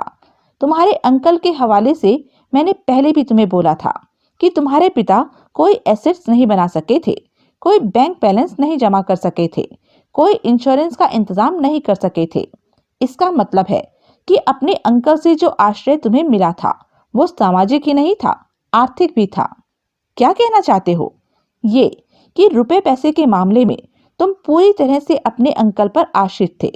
बड़े होकर कुछ बन जाते तो बन जाते, लेकिन फिलहाल मोहताज थे। अपने बलबूते पर जिंदगी में कुछ बनना एक लंबी प्रक्रिया होती है जो कि कितनी ही बार कामयाब नहीं भी होती। इसलिए तुमने अपनी औकात बनाने का शॉर्टकट अपनाया। तुमने एक दौलतमंद माँ की इकलौती बेटी से शादी कर ली। ये बिल्कुल झूठ है। वो फिर भड़का। मेरे अंकल्स के सामने मुझे जलील करने की ये तुम्हारी साजिश है। तुम हर स्ट्रेट बात को तोड़ मरोड़ कर अपने हक में कर लेते हो और मेरे खिलाफ इस्तेमाल करने लगते हो। मैंने निकिता से शादी इसलिए की थी क्योंकि मुझे उससे मोहब्बत हो गई थी। उससे शादी करते वक्त मुझे इस बात का ख्याल भी नहीं आया था कि वो एक धनवान माँ की बेटी थी। शादी की जल्दी क्या थी? मोहब्बत की क्या रेल छूटी जा रही थी? मैं एक जुनून के हवाले था जिसने मेरे से वो काम कराया, वरना उस बाबत अंकल की हुक्म उदोली करने की मेरी कोई मंशा नहीं थी। तुमने बिल्कुल ठीक कहा है, तुम एक जुनून के हवाले थे, लेकिन वो जुनून मोहब्बत का नहीं, वो दौलत का था। ऐसी दौलत का था जिस पर काबिज होने के लिए तुम्हें कोई मेहनत न करनी पड़ती, कोई जमारी न करनी पड़ती, जो खामखा तुम्हारे हाथ आ जाती। अपने इस मिशन के तहत तुमने निकिता से शादी की थी, और शादी की जल्दी तुम्हें इसलिए थी कि कहीं उसे अक्ल ना आ जाए, तुम्हारी बाबत उसके ख्यालात न बदल जाए, उसे तुम्हारा वो शैतानी चेहरा न दिखाई दे जाए जो तुमने अपने इस चॉकलेटी सूरत के पीछे छुपाया हुआ है। तुमने निकिता से शादी न की, उस पर अपना कब्जा जमाया, और फिर निकिता के जरिए उसकी माँ की दौलत पर अपना कब्जा जमाया। निकिता को प्रेग्नेंट करके तुमने एक तरह से अपने कब्जे को मोहर बंद किया, फिर दौलत के बिल्कुल ही सिरहाने जा बैठने के लिए मंगला का खून कर दिया। ये झूठ है, तुम जुनून के हवाले थे। हाँ, उस जुनून के तहत तुम्हारे दिल में निकिता और सिर्फ निकिता बसी थी। हाँ, तुम्हारे दिल में उसकी जगह कोई नहीं ले सकता था। हाँ, तुम एक निष्ठावान चाहने वाले थे और आगे एक निष्ठावान पति बन के दिखाने वाले थे। हाँ, इसलिए तुमने उससे शादी की। हाँ, और कोई वजह नहीं। नहीं तो फिर आयशा अब्राहम के साथ मुंह क्यों काला किया? उसके मुंह से बोल न फूटा। जवाब दो, कौन आयशा अब्राहम? तुम इस नाम की किसी लड़की को नहीं जानते? मैं? झूठ बोलना बेवकूफी होगी। मैं अभी आयशा अब्राहम को तुम्हारे सामने खड़ा करूंगा, उसके बाप को भी। मैं इस नाम की लड़की से वाकिफ था, लेकिन वाकिफियत मामूली थी और थोड़ी देर की थी। बड़े सूरमा थोड़ी देर में भी दुनिया फतह कर दिखाते हैं। मैं कोई सूरमा नहीं, सिर्फ वाकिफ थे, फिर भी खास उससे मिलने पटियाला जाते थे। नहीं, तुम जिस्मानी तौर पर उसके करीब नहीं थे। वो कैसे हुआ जाता है? You had no physical contact with her. इतना काफी है, या मैं तुम्हारे अंकल के सामने ग्राफिक डिटेल से बताऊं कि जिस्मानी तौर से करीब कैसे हुआ जाता है। उसने थूक निकली। उसके साथ सोते थे, उसके साथ सेक्स करते थे, उसका यौन शोषण करते थे, इस हद तक किया कि उसे प्रेग्नेंट कर दिया। वो झूठ बोलती है। सब झूठे हैं, एक तुम ही सच्चे हो।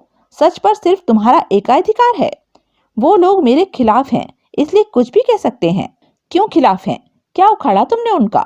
तुमने वाकिफियत को मामूली और थोड़ी देर की बताया। किसी के खिलाफ हो जाने के लिए क्या ये काफी होती है? होता भी है तो मुखालफत की कोई वजह होती है। बयान करो वो वजह।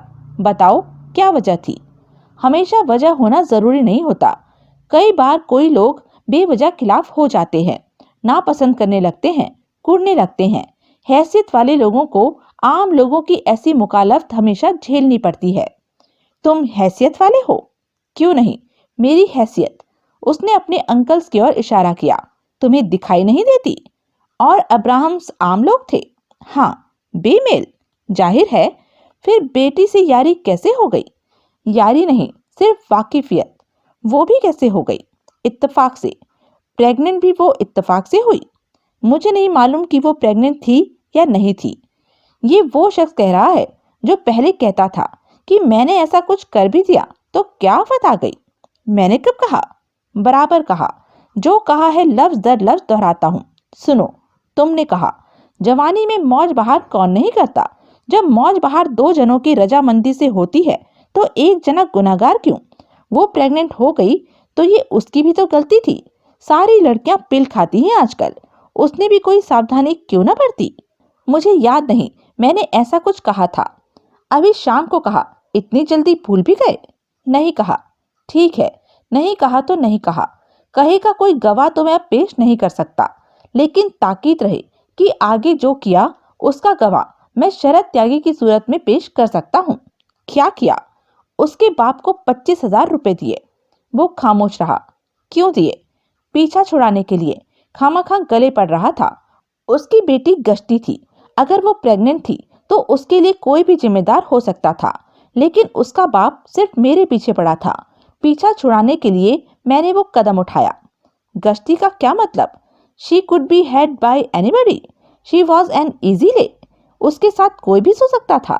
हाँ, ये बात मालूम थी तो यारी क्यों की? अरे यारी नहीं, वाकिफियत भी क्यों की? पास ही क्यों फटके उसके, या उसे फटकने दिया? पहले नहीं मालूम थी, बाद में मालूम हुई। हाँ, इतना बाद में कि इन बिटवीन वो प्रेग्नेंट हो गई। मेरे से नहीं। तुम्हें क्या मालूम? मालूम है मुझे। एकाएक वो हत्थे से उखड़ गया। वो चरित्रहीन लड़की थी, उसका बाप भी ऐसा था। दोनों मिलकर बकायदा योजना बनाकर बकरा फांसने का कारोबार करते थे।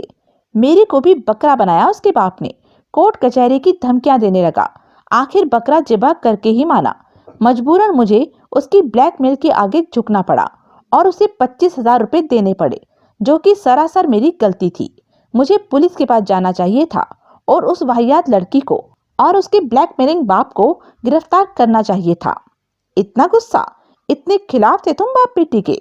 हाँ, फिर भी उसी नान में मुंह मारने पहुंच गए जिसे झूठन करार देकर हटे। क्या मतलब?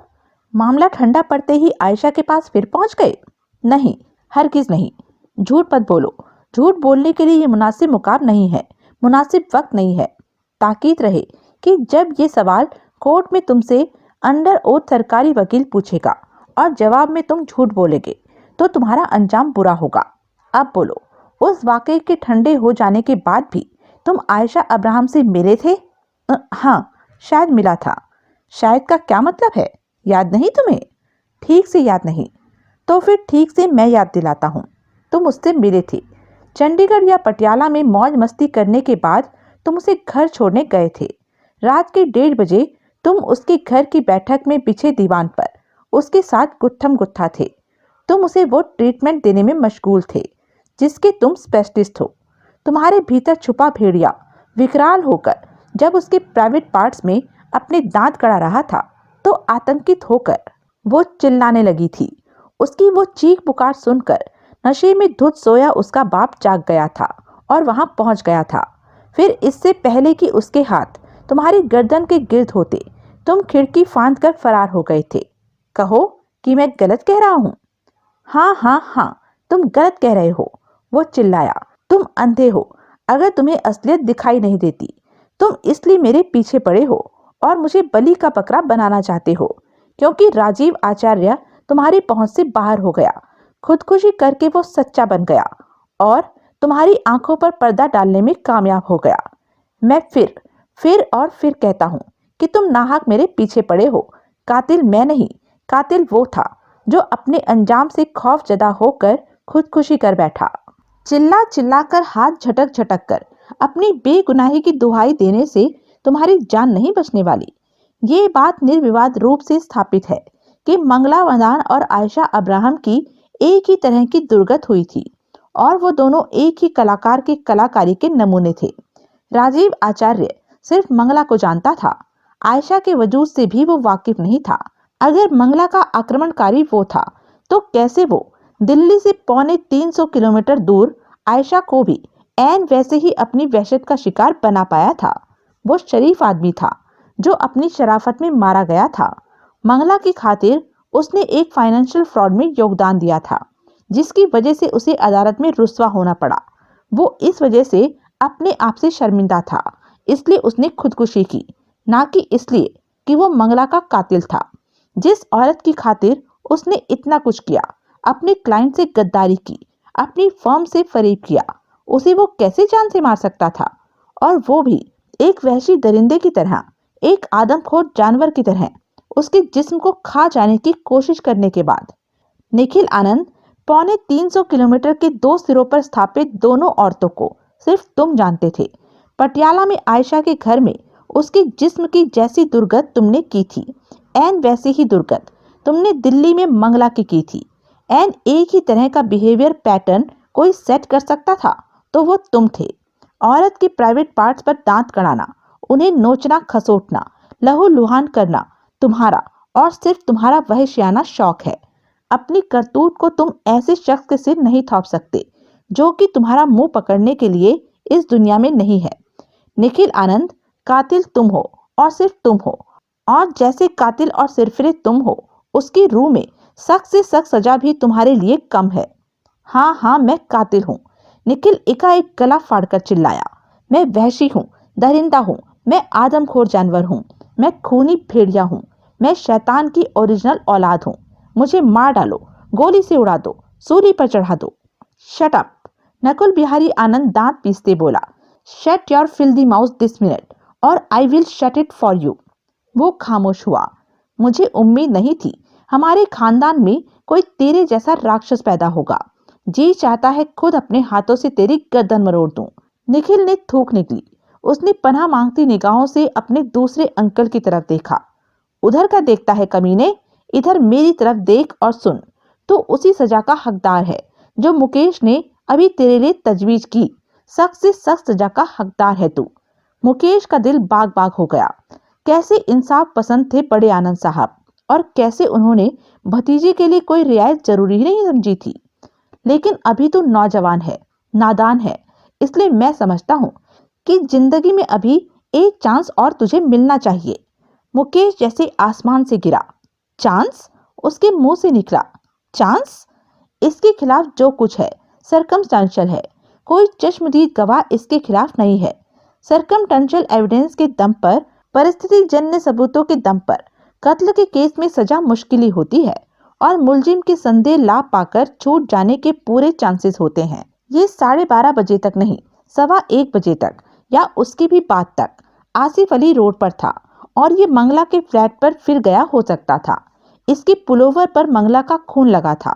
उस खून को छुपाने के लिए ये जानबूझकर कीचड़ में गिरा, खुद अपनी नाक फोड़कर खून निकाल लिया और पुलोवर रंग जाने दिया और फिर पुलोवर को जलाकर नष्ट कर दिया। ये तमाम परिस्थिति जन्य सबूत हैं। प्रोसिक्यूशन कहता है इसने अंडर मोटिवेशन, एक मकसद की तरह ऐसा किया। ये कहता है कि इसने स्वाभाविक तौर पर किया तो संदेह लाभ का हकदार ये होगा, because it is his word against prosecution word. Nakul Bihari Anand एक क्षण रुके और फिर बोले, वो दूसरी लड़की आयशा अब्राहम अगर चरित्रहीन साबित होती है, ये स्थापित होता है कि उसके कई एडमायरर थे, तो उसकी प्रेगनेंसी के लिए निखिल को जिम्मेदार ठहराना मुश्किल होगा। दूसरे पता नहीं वो प्रेग्नेंट थी भी या नहीं। वो अपने बाप के साथ ब्लैकमेल रैकेट में शरीक थी, इसलिए ऐसा कहती थी तो रही नहीं, इसलिए अब तो डीएनए से भी मैटरनिटी साबित नहीं की जा सकती। इसने 25,000 रुपये अदा किए। मुकेश अप्रसन्न भाव से बोला। साथ में वजह भी तो बताई, एक न्यूसेंस से पीछा छुड़ाने के लिए। ब्रोच बेच खाया अपनी पत्नी के कहने पर, झूठा नाम पता लिखाया हिमाकत की, लेकिन ये कत्ल का या कथित वहशत का सबूत हरगिज नहीं हो सकता। चोरी के जेवर ऐसी जगह कर किए जहां से ढूंढे न मिले, खम ठोक कर का दावा किया। ये तुम्हें लगा कि किया, फिर भी किया तो तुम्हारे सामने किया। तुम हमारी तरफ हो ना? आपने फरमाया कि इसके खिलाफ जो कुछ भी है सब सर्कमस्टेंशियल है, चश्मदीद गवाह कोई नहीं। लेकिन ये गलत है। आप उस लड़की को भूल रहे हैं जिसकी ये छाती पर सवार था, और कोई इसे पहचाने न पहचाने, आयशा अब्राहम तो पहचानेगी जिसकी जांघों के बीच से इसने बोटियां नोच ली। एक बार वो करतूत इसकी साबित हो गई तो वो अपने आप में सबूत होगा कि मंगला के साथ वो वहशियाना हरकत दोहराने वाला भी यही था। नकुल बिहारी आनंद के चेहरे पर चिंता के भाव आए। ये शीशी देखिए, ये मैंने चंडीगढ़ में इसके फ्लैट से बरामद की थी। तब इसमें 4 गोलियां थी, एक केमिकल एनालिसिस में काम आ गई, बाकी 3 ये हैं। क्या है ये? ड्रग एस्टेसी, जिसका ये रेगुलर यूजर है। लेकिन पूछने पर न सिर्फ इसने इस बात से इनकार किया था, यूं नखरा करके दिखाया था जैसे से भी इत्तेफाक से वाकिफ हो। अच्छा, हैरानी क्यों जाहिर कर रहे हैं? अभी आपके सामने तो किया इसने ऐसा। वो खामोश रहे। इसके साथ एनालिस्ट की रिपोर्ट भी है, जो सुनिए क्या कहती है। ये ड्रग व्यक्ति को अव्यवस्थित करता है, विचित्र, भ्रष्ट और सन्मार्ग से विचलित करने वाले आचरण के लिए प्रेरित करता है और यौन संबंधी विचारधारा में विकृति पैदा करता है। कई बार इसके सेवन के परिणाम अप्रत्याशित रूप से लोकाघाती या आत्मघाती होते हैं। यही वो नशा है जो इसे वहशी बनाता है, और जो ये तब किए था जबकि। मुझे दो। मुकेश ने तनिक हिचकिचाते हुए शीशी उन्हें सौंप दी। वृद्ध ने कुछ क्षण शीशी को उल्टा पलटा और फिर उसे अपने कोट की भीतरी जेब के हवाले किया। मुकेश की भवें उठी। Forget it, but sir that's an order. उसने होठ भींच लिए। वो बाप बेटी ब्लैकमेलर हैं। नकुल बिहारी आनंद बोले। ब्लैकमेलर नहीं तो ऐसे लोग हैं जो पैसे की खातिर कुछ भी कर सकते हैं। निखिल से जो 25,000 रुपए बाप ने झटके वो इस बात का सबूत है। उनकी खामोशी खरीदना कोई मुश्किल काम नहीं साबित होगा। आप ऐसा करेंगे? मजबूरी है। आप पैसे की पट्टी उनके मुंह पर बांधेंगे और कोई रास्ता नहीं। लिहाजा एक कातिल को सजा से बचाने के लिए आप कोई कोशिश उठा नहीं रखेंगे। एक कातिल को नहीं, एक खास कातिल को। मैंने बोला ना कि इसे एक और चांस मिलना चाहिए, इसलिए कि ये नौजवान है, इसके आगे अभी सारी जिंदगी पड़ी है, इसलिए इसका बाल बांका नहीं होना चाहिए। He must get away with murder. क्या कहना चाहते हो? मैं भी नौजवान हूँ, मेरे आगे भी सारी जिंदगी पड़ी है। क्या मैं भी ऐसे चांस का अधिकारी हूँ या नहीं? क्यों पूछते हो? तुमने भी कत्ल किया है। जवाब दीजिए। Mathur, I am not happy with your attitude. I my self am not happy with your attitude, but that's a different story. अभी आप मेरे सवाल का जवाब दीजिए। जैसे आप समझते हैं किसी जिंदगी में अभी एक चांस और मिलना चाहिए, वैसे आप समझते हैं कि मुझे भी एक चांस और मिलना चाहिए। समझते तो हैं भाई। जैसे आप इसे डिफेंड कर रहे हैं वैसे आप मुझे भी डिफेंड करेंगे। और जवाब ये सोच के दीजिएगा कि अगर ये आपका भतीजा होने की वजह से, आपके अजीज दोस्त और किसी वक्त के पार्टनर का बेटा होने की वजह से ऐसी फेवर का हकदार हूँ। हाँ, क्या हाँ? तुम दोनों के लिए मेरा फर्ज एक है, मैं तुम्हें भी डिफेंड करूंगा। तो फिर तैयारी शुरू कीजिए। किस बात की? मुझे डिफेंड करने की। क्या मतलब? ये मतलब, मुकेश ने जेब से गन निकाली और निखिल की तरफ तान दी। निखिल के होश उड़ गए। ये? नकुल बिहारी आनंद भड़के। ये क्या हरकत है? मैं अभी इसे शूट करने जा रहा हूँ। मुकेश सहज संतुलित स्वर में बोला। फिर मेरा दर्जा एक कातिल का होगा। फिर आप अपना फर्ज निभाएंगे, मुझे डिफेंड करेंगे, मुझे फांसी के तख्ते पर पहुंचने से बचाएंगे। तुम पागल तो नहीं हो गए हो? नहीं, पागल तो नहीं हो गया हूं मैं। जवाब, मैंने आपको हमेशा पिता समान समझा, इसलिए हमेशा मेरे में नुक्स निकले। मैंने इसे आपका अधिकार माना। आपने जब कभी भी मुझे निकम्मा इनएफिशिएंट करार दिया, मैंने हतक महसूस करने की जगह संकल्प लिया कि मैं आपको एफिशिएंट बन के दिखाऊंगा, खुद को आपकी तारीफी निगाहों का हकदार बना के दिखाऊंगा। इसी वजह से आपके एक्सप्रेस हुक्म पर मैं दिल्ली आया। अभी जुम्मा 8 रोज मेरी शादी को हुए हैं। मेरा पहला बच्चा होने वाला है और थोड़े अरसे में मैं बाप बनने वाला हूँ। लेकिन इस बात का आपको कोई लिहाज ना आया। आपने ये तंज कसकर मुझे दिल्ली रवाना किया कि मुझे बाप बनने की इतनी जल्दी नहीं होनी चाहिए। मैंने आपकी बात का बुरा ना माना और यहाँ आकर जी जान से वो काम करने में आपको एक आला मिजाज, आला दिमाग, दाना, जिम्मेदार, इंसाफ पसंद शख्स मानता था। क्योंकि मैं आपको अपना रोल मॉडल मानता हूँ और सपने देखता हूँ कि जिंदगी में कभी मैं भी उन बुलंदियों पर पहुंचूंगा जिस पर आपका मुकाम है। लेकिन आज वो तमन्ना मर गई। आज मुझे पता चला कि आप तो कोई ऐसी ऊंची शख्सियत है ही नहीं जिस पर किसी का अकीदा हो। आप भी उस फरेबी दुनिया के फरेबी आवाम का बस एक नग है, आलमी खाक का महज एक आला है। आप उस ऊंचे सिंहासन के कतई काबिल नहीं है जिस पर मेरी एकलव्य जैसी गुरु भक्ति ने आपको शोभायमान किया था। वृष के चेहरे पर कई रंग आए गए। अपने भतीजे को बचाने के लिए आपको मुल्क के कायदे कानून की आंखों में धूल झोंकने से गुरेज नहीं, आपको हकीकत पर पर्दा डालने से गुरेज नहीं, आपको गवाह खरीदने से गुरेज नहीं। इतने सारे आनंदों में से एक आपको इस फानी दुनिया से रुखसत ना हो जाए, इसलिए आपको कुछ भी करने से गुरेज नहीं। आपकी निगाह में आपके भतीजे ने औरत की जिस्म की फजीहत न की, उसकी असमत की, खाना खराबी न की, उसके खून से अपने हाथ न रंगे, महज एक शरारत की, नटखट बनकर दिखाया, जिसके लिए उसको डांट देना और बोलना अच्छे बच्चे ऐसा नहीं करते काफी है। उसने एक इंसानी जिंदगी को टर्मिनेट न किया, एक चींटी मसली। आप कोर्ट में इसके लिए ये मसी प्लीप पेश नहीं करेंगे कि ये जहनी तौर पर बीमार शख्स है, इसका दिमागी तवाजन हिला हुआ है, इसलिए इस पर रहम किया जाए और इसे कम से कम सजा दी जाए। आप दावा करेंगे कि ये कातिल है ही नहीं और इसी की तरह इसकी करतूत उस बदनसीब राजीव आचार्य पर थोपने की कोशिश करेंगे जो आपका मुंह पकड़ने के लिए इस दुनिया में मौजूद नहीं। मैं आपको ये सहूलियत का रास्ता अख्तियार नहीं करने दूंगा। आपकी जगह अब मैं ये कोशिश करूंगा कि आपकी बुलंद अखलाकी बनी रहे। मैं इसको शूट। निखिल के पांव की भरपूर ठोकर मुकेश के रिवॉल्वर वाले हाथ पर पड़ी। रिवॉल्वर उसके हाथ से निकलकर हवा में उछली, जिसे निखिल ने बड़ी फुर्ती से हवा में लपक लिया। तुम मुझे शूट करेगा?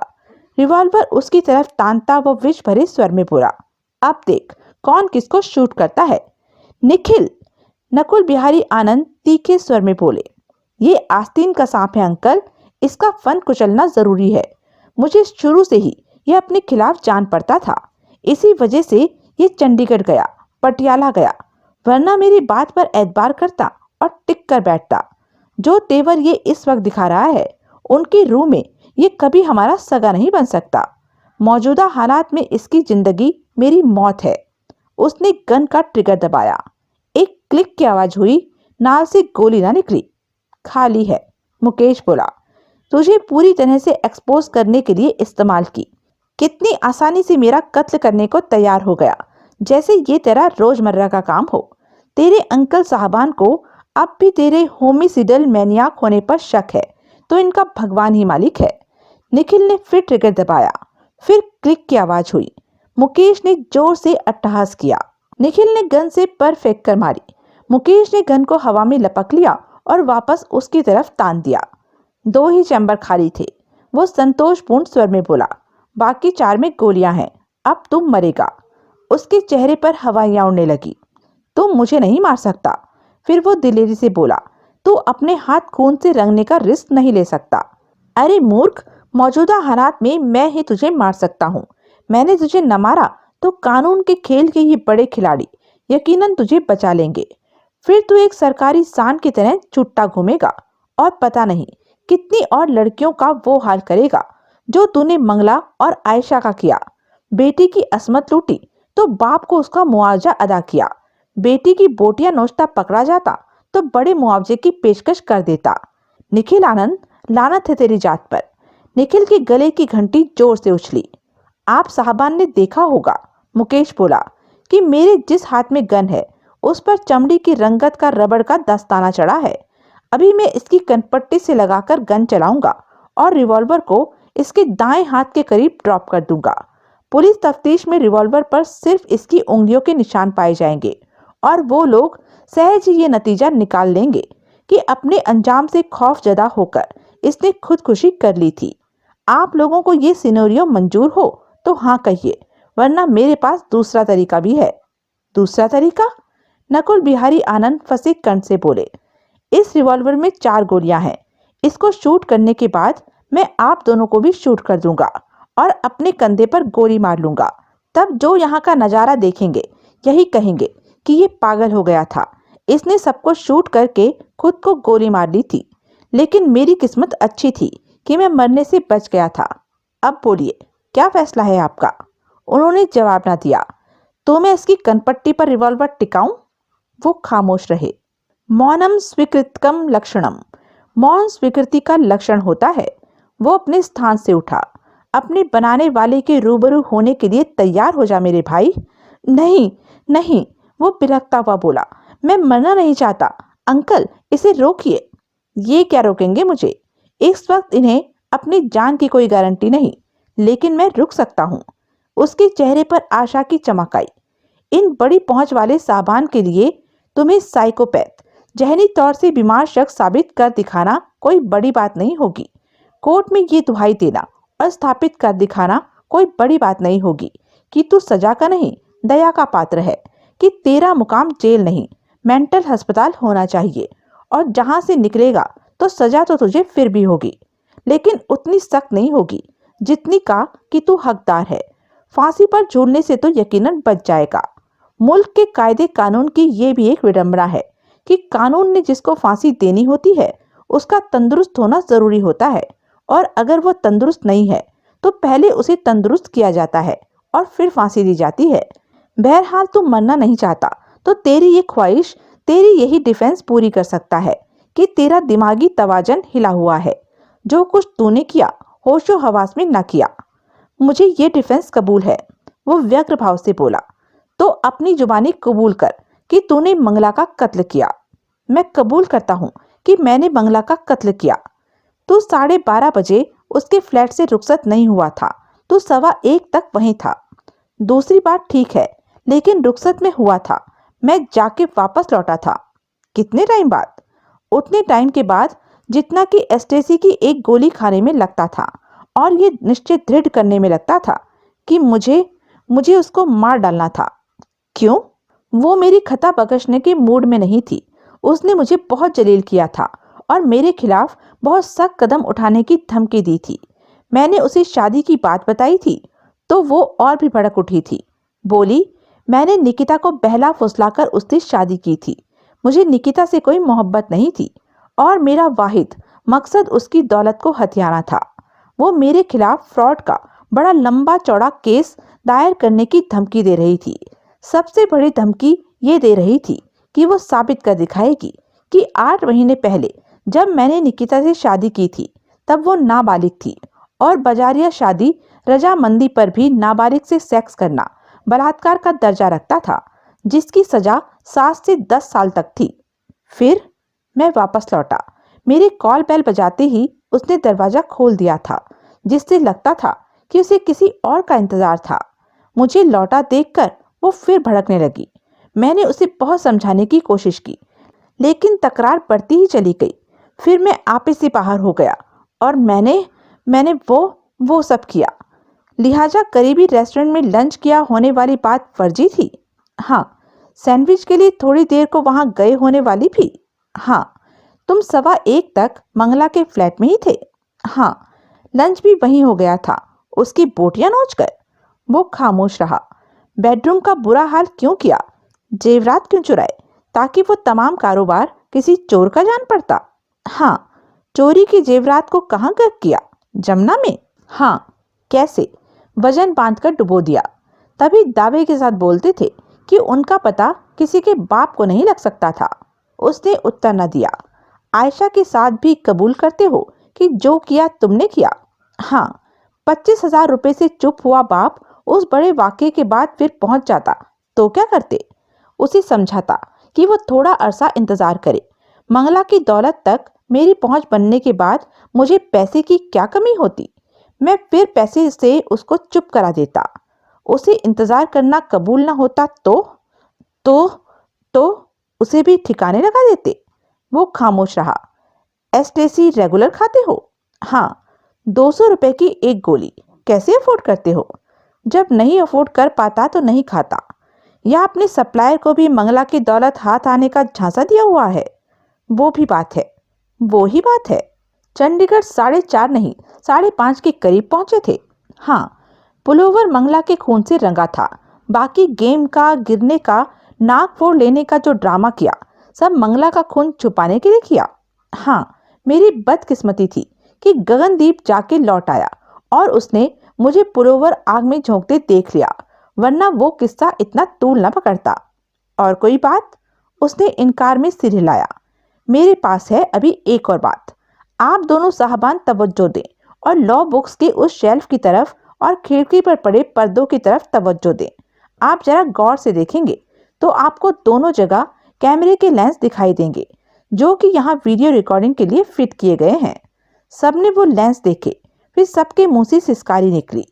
कहना न होगा कि यहाँ से दूर, इमारत से बाहर कहीं यहाँ जो कुछ बीता उसकी वीडियो रिकॉर्डिंग हो रही है, जिसे मैं तब तक अपने पास महफूज रखूंगा जब तक ये कोर्ट में भी अपना गुनाह कबूल नहीं कर लेता, और उसके बाद इसका जो अंजाम होना है वो हो नहीं जाता। वो वीडियो रिकॉर्डिंग इसे मुकरने नहीं देगी। ये अपनी मर्जी से या आप लोगों की राय से ऐसी कोई कोशिश करेगा तो पछताएगा। दूसरी वीडियो रिकॉर्डिंग का इंतजाम ही इस बात का सबूत है कि खून से हाथ रंगने का मेरा कोई इरादा नहीं था। वो सब ड्रामा करना इसलिए जरूरी था क्योंकि ऐसा किए बिना ये कन्फेशन के लिए तैयार नहीं होने वाला था। तीसरे आनंद आनंद आनंद एंड एसोसिएट से अब मेरा कोई वास्ता नहीं। बड़े आनंद साहब के साथ मैंने जितना आनंद पाना था पा चुका। ये तंज कस सकते हैं कि ये फैसला करना मैं अफोर्ड कर सकता हूँ, क्योंकि मैं खामखा 4 करोड़ की रकम का वारिस बन गया हूँ। लेकिन ये बात नहीं है नकुल बिहारी आनंद साहब। आपका जो चेहरा आज मैंने देखा, उसकी रूह में मुझे चौपाटी पर भेलपुरी बेचना कबूल होता, आपका एसोसिएट बना रहना कबूल ना होता।